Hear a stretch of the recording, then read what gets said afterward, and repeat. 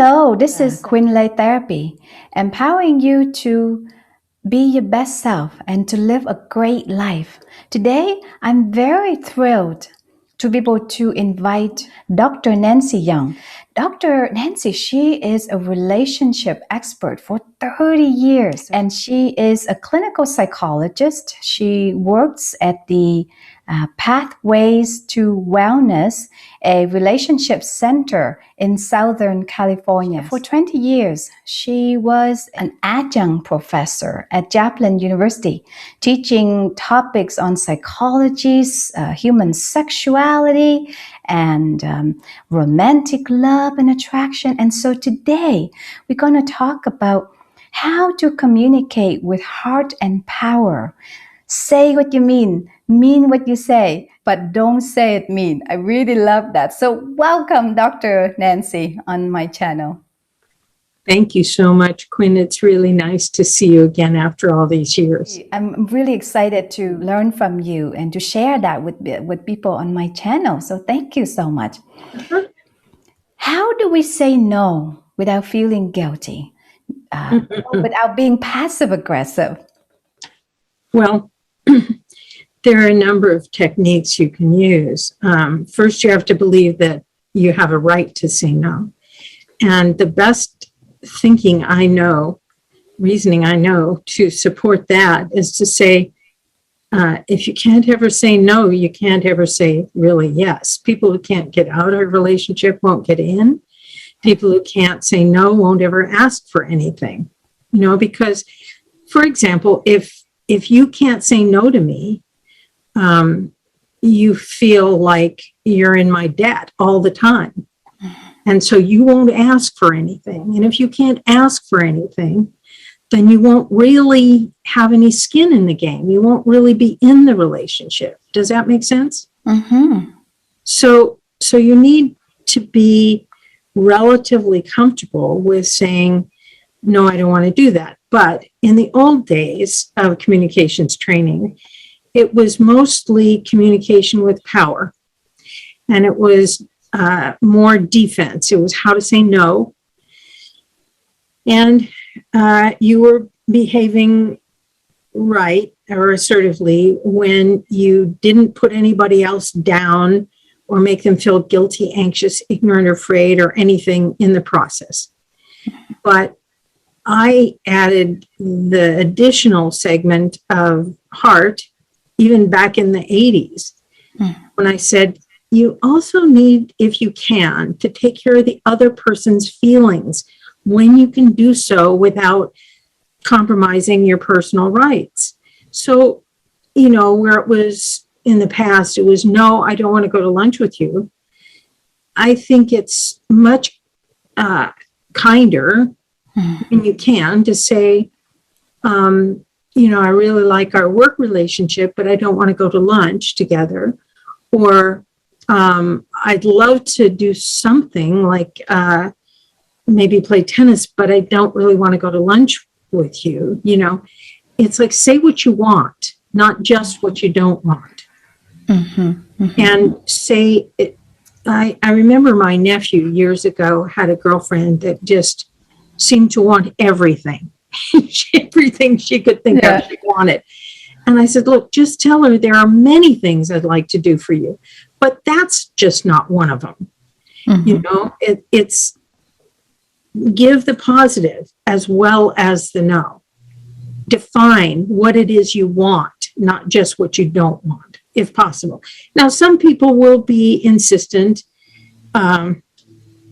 and not be interested in taking no for an answer. And then you need a different technique, which is more like using a broken record to repeat, what the person said and say, and the point is, I don't want to lend my car or whatever it is you don't want to do, right? But at first gasp, I think what you want to do is sandwich, put a positive, if you can, this is what I want, this is not what I want, something about something good, and maybe it's not a personal relationship, so you don't really want to say, and I really love you, because it's work colleague. But if it's a romantic partner, you want to say, and I love you. I really care. This is not no to our whole relationship. This is no to sitting and watching that show on TV. Get really specific about what it is you don't want and what it is you do want. What makes it hard for people to say no? What might be some of the things that stop people from saying no? Well, I think a lot of times they feel like saying no is like saying, I don't care about you. Or they don't feel, especially women tend not to feel entitled to say no. So they'll do all kinds of gymnastics around, well, wouldn't you rather do this? Or do you really want to do that? Or, so they'll or what about this instead, right? Instead of So they'll do all kinds of gymnastics around not saying no. But I think if you say, I don't want to do that, I'd like to do this instead if possible. Or if you say, I don't want to do that, but I really love you. I'm not saying no to the relationship. I'm saying no to this. Or I love our working relationship, but I don't want to go to lunch. I think if you put positives around it, I think it's a lot easier. And a lot of people don't say no because they don't know how. They don't know the words. So when I'm teaching this communication class, I'll have people, the first class, get in pairs and just say no in all kinds of different volumes and different facial expression. No, no, no, no, no, no. And it's really, they get a real kick out of it because it points out how hard it is for us to say that word, except when we have kids. Then we learn how to say no real fast. I'm also wondering too, whether one of the reasons that make it hard for people to say no, maybe they have defined their worth or their value based on what they do for others. And so then saying no, it's like maybe people won't think I'm as good or as competent or as valuable. Right. That's if you think in terms of parts or ego states, there's a part we call the pleaser. And if you've grown up really strengthening the part of you that takes care of others, and makes sure that you please other people and watches to see what other people need, and you're right there with what they need as much as possible, then it would really upset the part of you that's the pleaser to say no. But, the whole point of parts work is to widen back from a single part and be in a state maybe called an aware ego or more aware ego, where you have a pleaser and you have a part that pleases yourself. It may be only 20% as strong, but at least you have it, right? So is there like a reminder or mantra they can tell themselves inside to help with that guilty voice inside? Well, I can tell you what I used to say to myself, because when I was first married in the early 70s, I remember the therapist. I said, what do I need to do going forward, doctor? What do I need to work on? And he said, you're the most globally unassertive person I've ever met. It'll take long-term intensive psychotherapy. And I went, oh, well, I guess I have some work to do. So I didn't say no at all. I had a huge pleaser. I was really obedient. Right. Some people can't believe that now, but that was true. And I had a big hand in destroying that marriage because of that, because I wouldn't let myself be known. If you can't say no or ask for things, you're really hiding. You're not really letting the other person know who you are. Yeah. But what I used to say to myself is, if I can't say no, I will build resentment. Yeah. Eventually, I will find myself in a white hot rage. And then I will leave. which is what I used to do. Yeah. Some people explode. I just went numb and left. And it's not fair to the other person. You know, it's like I didn't let him know who I was. And so then I was gone. Yeah. And so some people actually gone. So some people it's emotionally gone, right? Oh, absolutely. I was emotionally gone before I left physically. How to ask for what you want?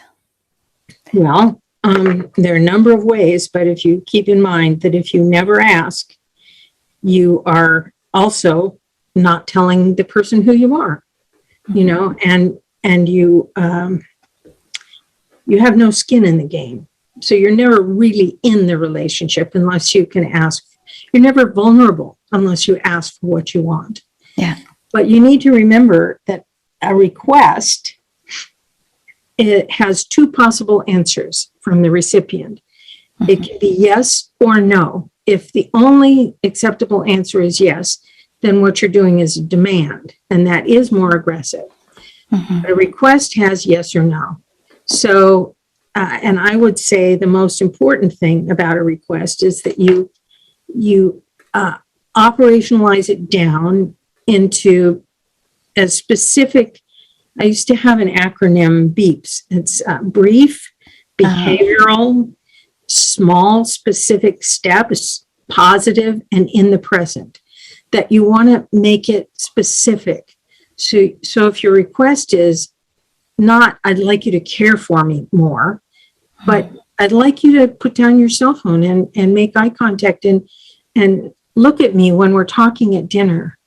I'd love it if you'd ask me to go someplace like on a date this week, or I really would appreciate if you'd call me once during the day just to see how I am, or something like that. Ask for the specific, you know, something positive.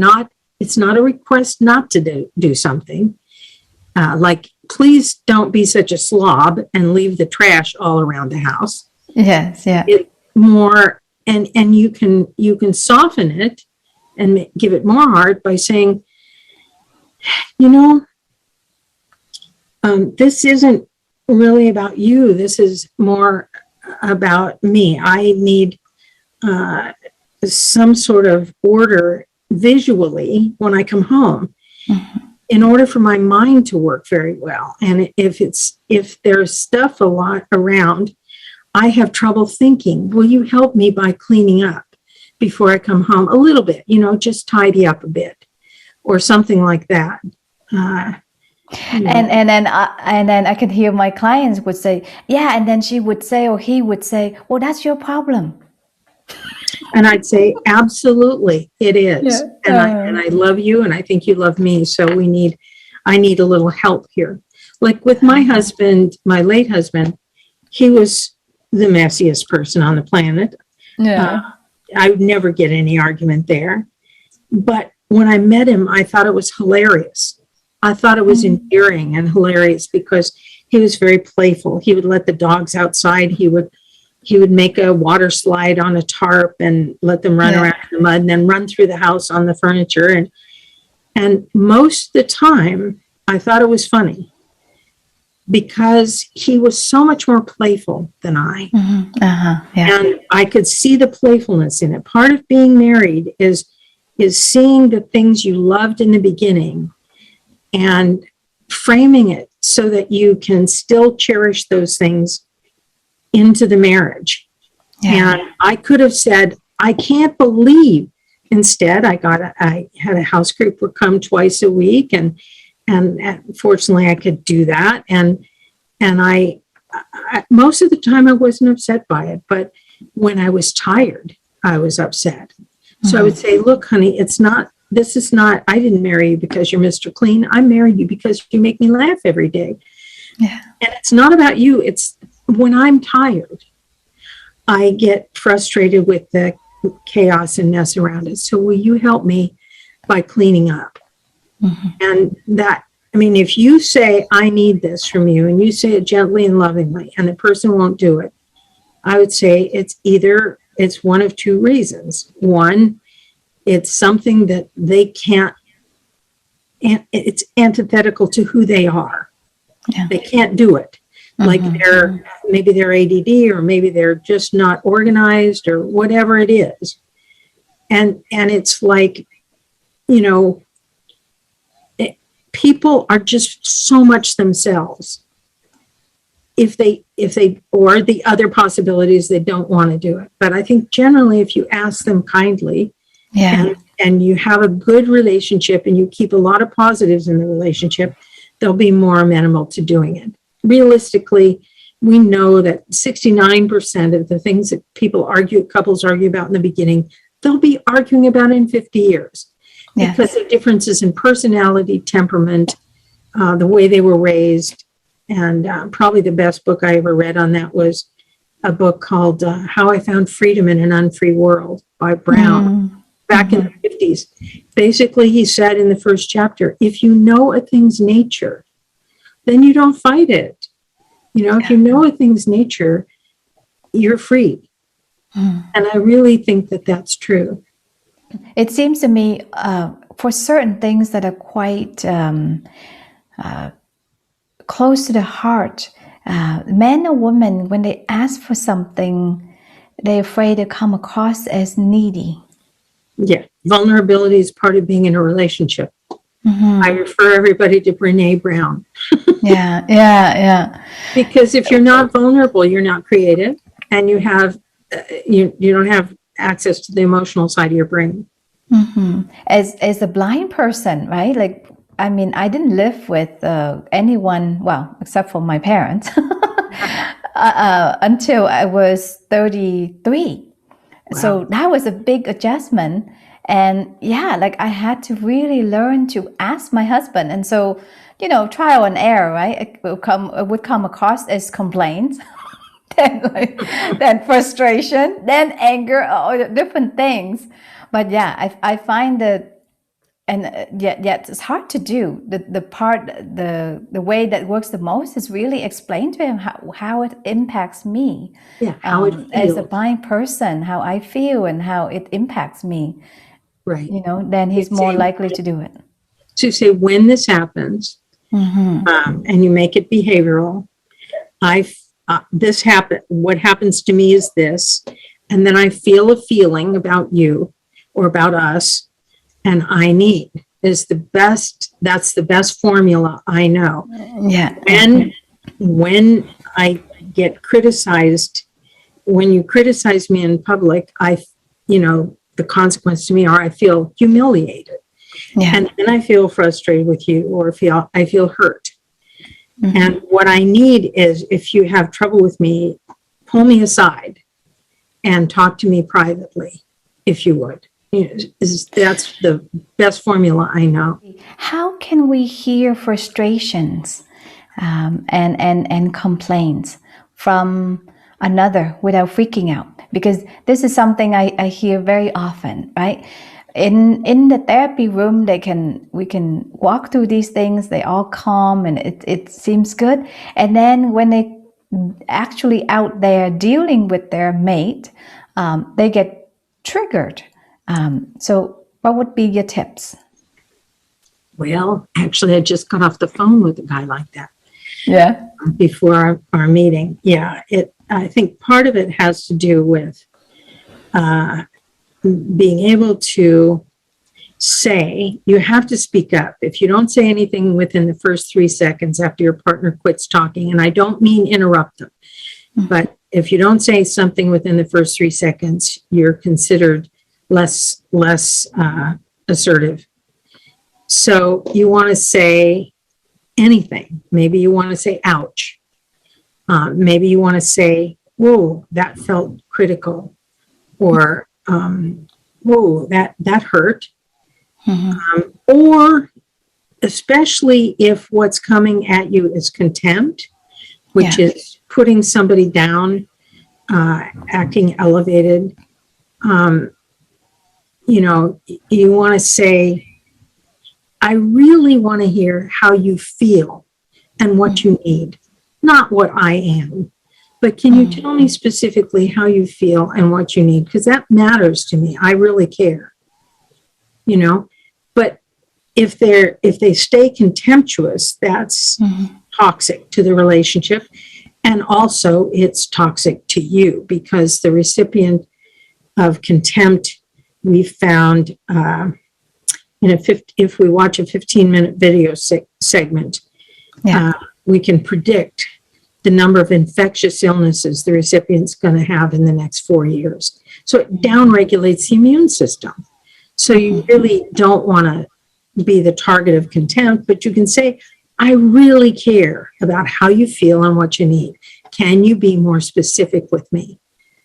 And you can, and with other things, you can do things like you can repeat what the person said, and you can acknowledge their feelings, like you feel frustrated because I want to look at 12 different places to stay on our trip, and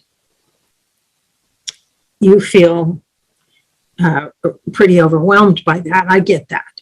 Or maybe the other thing, depending on the person, if it's not a person, well, it could be a person in an intimate relationship. It just depends on the situation. So much of communicating really depends on what your relationship is and what the situation is. But let's say the person is pretty critical and maybe contemptuous. Yeah. There is a technique that is an old technique, but I really love it, especially if you can use it without sarcasm.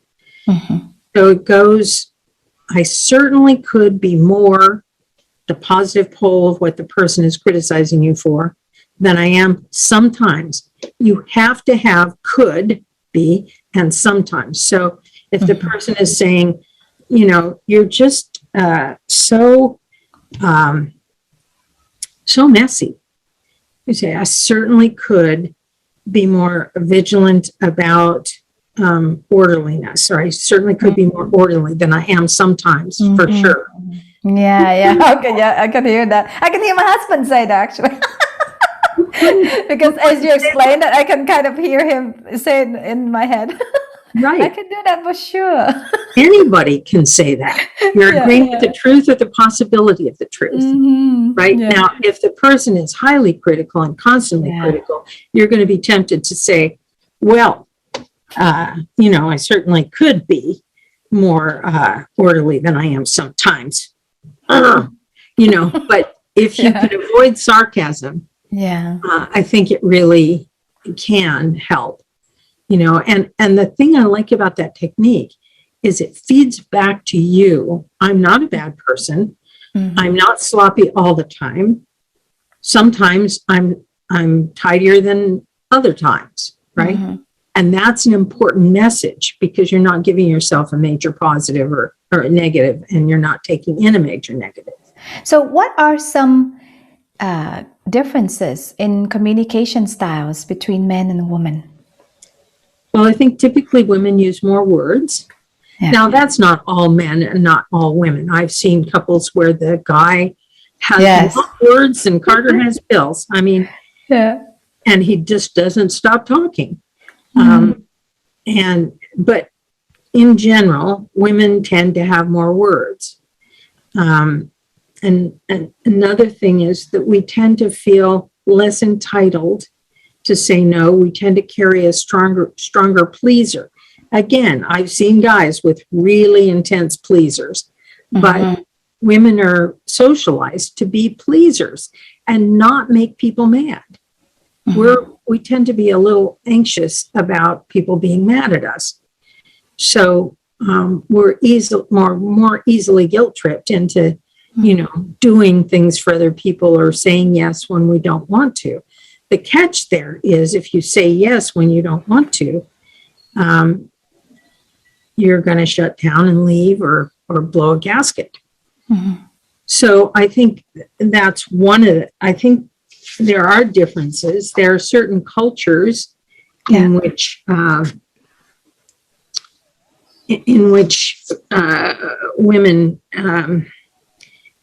really feel less entitled to say no than other cultures. I think, but across the board, I would say it's harder for women to really get in touch with a belief system that says it's okay for me to disappoint, displease, upset someone. And so we do all kinds of gymnastics around that. We say, like if someone says, do you want to go out to dinner on Friday night? And to say, George won't let me. I hate that. It just makes me crazy, because there's always somebody else that's in charge of us. So it's better to say, I really like your company, but I don't want to go to dinner on Friday. But most women don't learn that. Or they come up with, I'm too busy this week.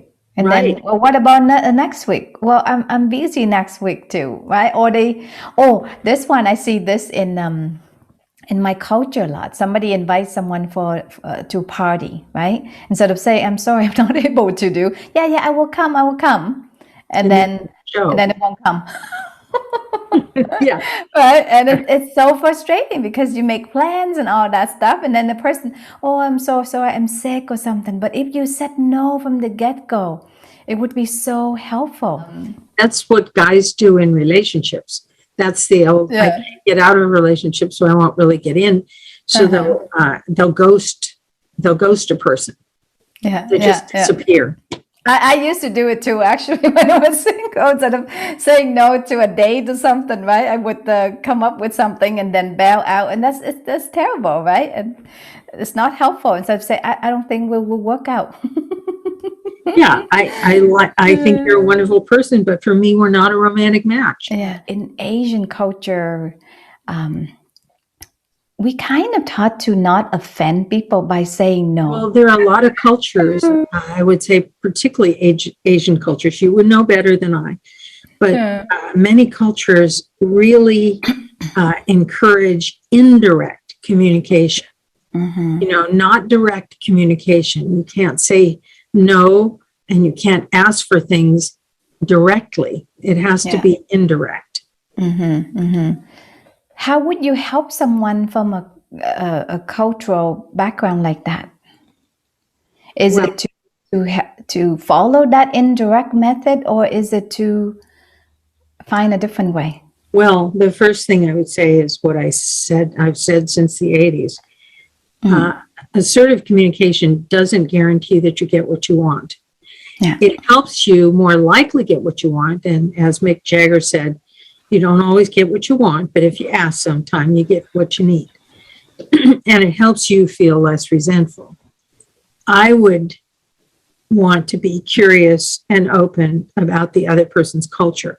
So, back in the 80s, when I first started teaching this, there were some women that would come to my classes, and they were in marriages with husbands that absolutely didn't like them being assertive, asking for anything or saying no to anything. And they needed to stay in that relationship. And I really felt that was worthy of respect. Being an assertive communicator is a choice. It's a right, but it's a choice. And you have to factor in what the consequences are in your situation. So my way would be to really try to understand more about what the consequences in that culture would be. For example, in some cultures, if a woman were to be raped and she said so to her husband, she would be beheaded. Right. You have to understand what the culture is and what the consequences would be. And I think that's the most important thing. And I don't like swallowing your needs and wants and stuff, but I like it better than having a woman with 5 kids on the streets, or being killed or whatever, Yeah. So one of the things I've heard before, that in conflicts, men get flooded inside a lot more easily than women. Everybody floods, Quinn. Everybody gets adrenaline and cortisol, which are competing chemicals Adrenaline is the go get it attack chemical, and cortisol is the withdraw fear chemical, right? So when you're triggered, which to me means one of your long roots in your history is triggered.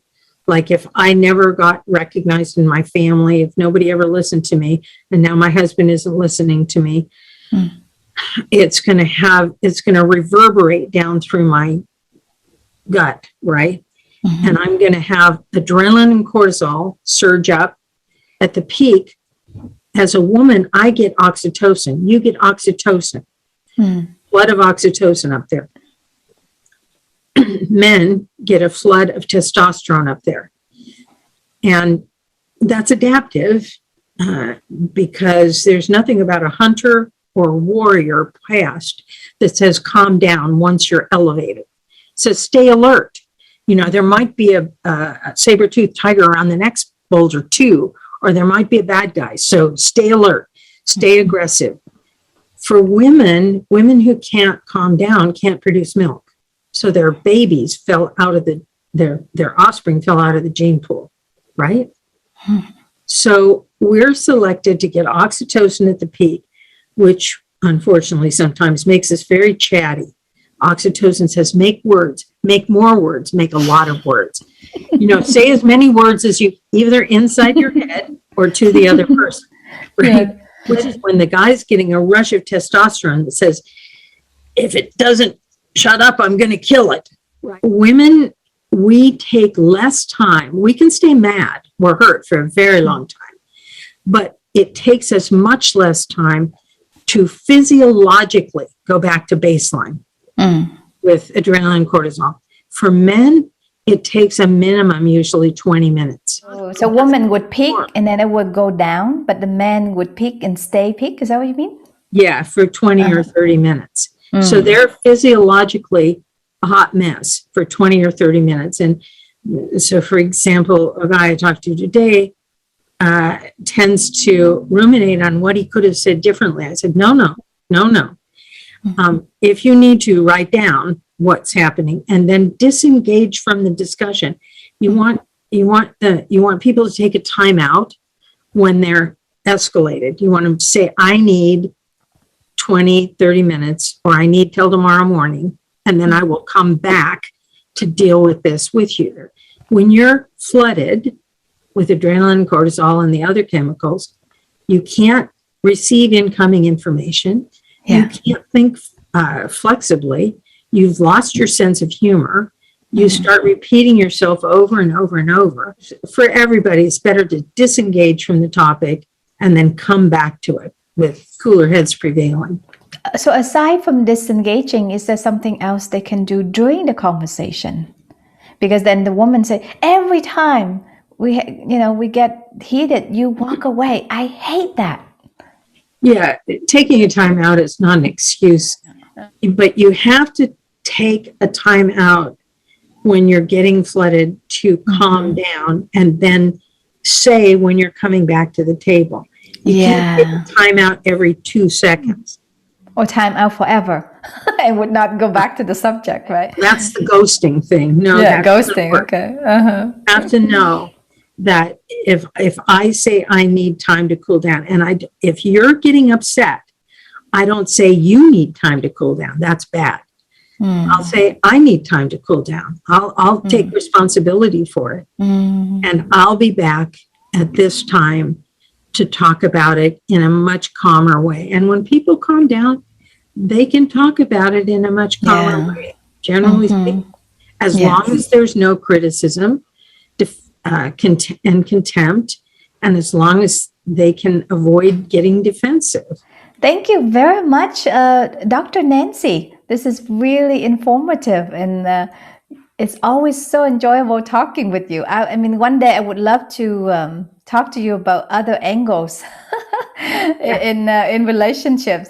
And thank you so much today. But before we go, is there anything quickly you want to say to women, and anything quickly you want to say to men? Be nice to each other, for God's sakes. Keep positives. Keep a strong, positive emotional bank account. Yes. Infuse your relationship with lots and lots and lots of positives and appreciation and attention and curiosity. Yes, tending the garden, putting in the bank account every day, Yeah. not just once a year on Valentine's Day. Yes.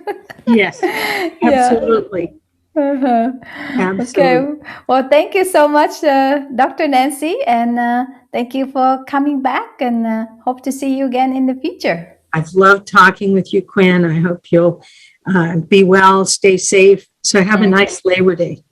Okay. But don't labor.